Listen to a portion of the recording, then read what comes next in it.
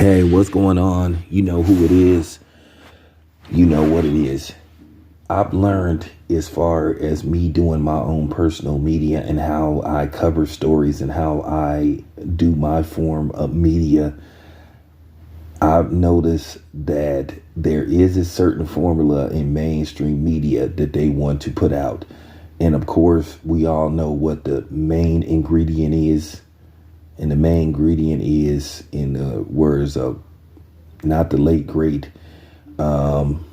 basically R.I.P. rest in piss, Roger Ailes, basically demonize the other.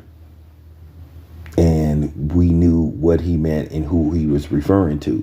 And that is the mainstream media formula. Number one on the list, of course, is black men. Then number two, black women. Then number three, occasionally everybody else. But the main focus is number one, black men. And this thing with Kyrie Irving is just been once again extremely overblown.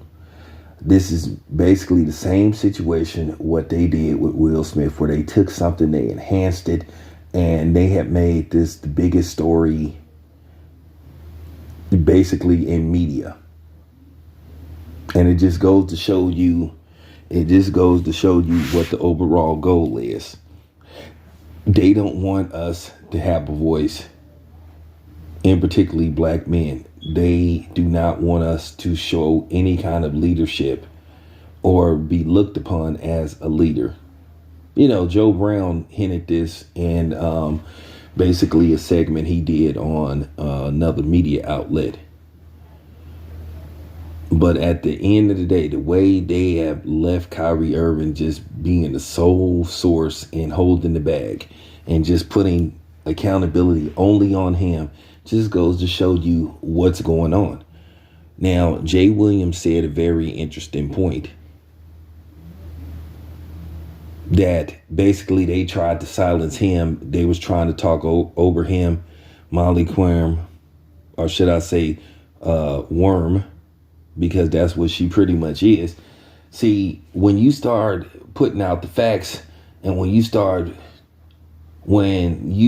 to point the smoke in other people's direction and you decide to bring other people in this who should be not left alone and not held accountable, since everybody is pointing the finger at Kyrie Irving, well, why not ask where did he watch the movie at? Have you noticed the NBA hasn't called for this movie to be pulled? And I can tell you why. I can give you 138 billion reasons why.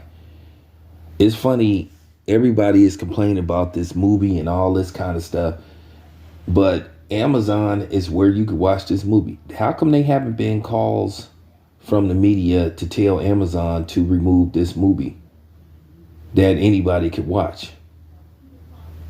I haven't seen the movie, ain't even worried about it, but I'm just making a point. You notice ain't nobody called out Jeff Bezos or the NBA. I don't know. Maybe they feel Jeff Bezos got so much money which he does. Jeff Bezos could buy the NBA. He has that much money. He could buy and single-handedly own the entire NBA. Man is worth $138 billion with a B. Okay, that's just real talk. So I find that hilarious. Nobody is pointing the finger at him. You know why? Once again, them being on code, protecting a white man, but just singling out and just targeting and bullying Kyrie Irving. And then to sit up there and say he needs to be educated and all. It is one thing to try to tell a man how to apologize about something, but to sit up there and say he need to be educated and all this kind of stuff. Now you talking to this dude like he's some kind of child. And that's where I have a big problem. Like I keep saying, this apology is never enough when it comes to us. They tell us how to apologize, when to apologize. You know what I'm saying? In what particular manner to apologize. And if they tell us to apologize again, we got to say we sorry again. How many times have they did this? And then if you don't comply, then all of a sudden they try to destroy you. This is in the same fashion that they overblown this thing with they did it back in the early 2000s. The same thing with the wardrobe malfunction with Janet Jackson. They just overly blew that thing out of proportion. Have you seen what's on regular TV now? And they trying to make like what happened with Janet Jackson was the worst thing they ever saw. And it was overkill how they went after Janet Jackson. Janet Jackson immediately said she was sorry, and that wasn't good enough. They kept telling her to say she was sorry. They told her to come to the Grammys to say she was sorry. And then when she said, hey, I've already apologized. I'm not apologizing anymore. I apologized immediately, but that wasn't good enough. Oh, don't come to the Grammys. And then then Janet Jackson's career was never the same. So is sorry really good enough? And that's what I'm saying. They try to bring you to your knees. They always got to play slave master and slave with you when these things happen. And that's exactly what they doing to Kyrie Irving. Let's see, nobody wants to talk about that. Then earlier this year, they did the same thing to Will Smith. They blew that out of proportion. Will Smith said the next day that he apologized. He apologized the next day. And then people still saying that ain't good enough. Then he apologized to Chris Rock like at least 3 times. Then he went on his own YouTube channel and social media site and said, hey, I apologize to Chris Rock. And people sitting up saying, oh, they don't accept his apology.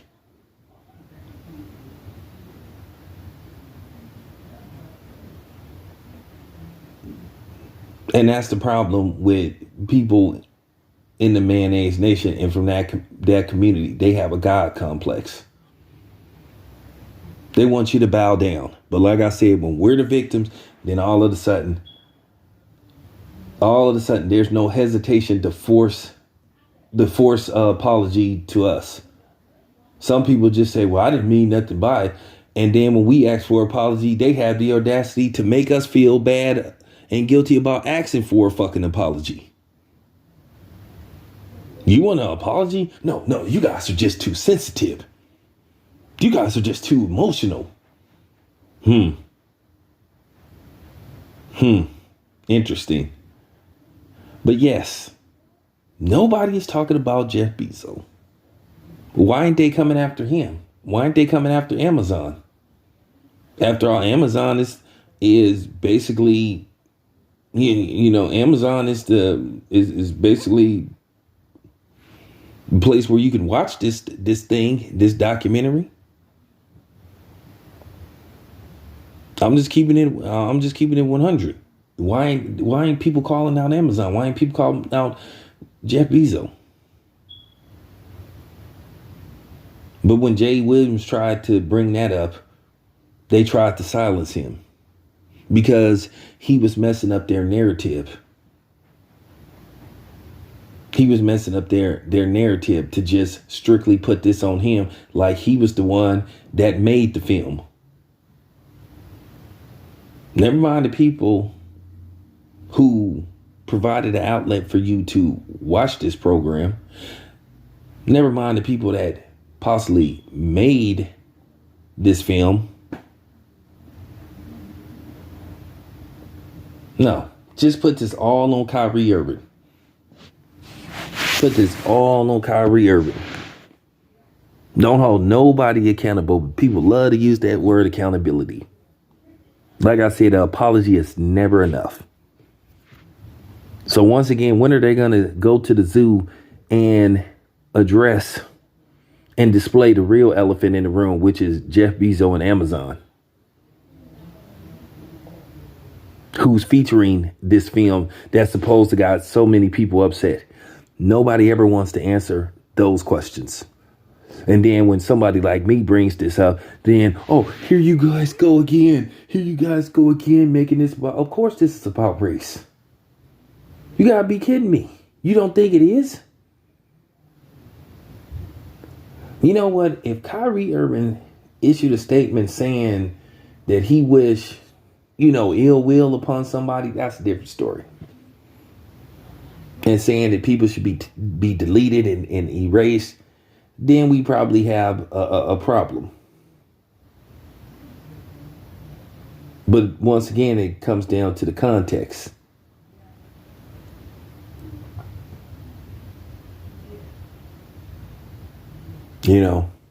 It's funny that you just recently had politicians on the left and the right flat out single out black people. And it was next to no outrage or no call to have them removed. Basically, until one politician, a Hispanic politician, when she said something about the other people, then they told her to step down. And I listened to the video that Quest put out, and I've been saying this for the longest. How many times I gotta tell you? We don't have no damn allies. This your boy Tail Biz. I'm out.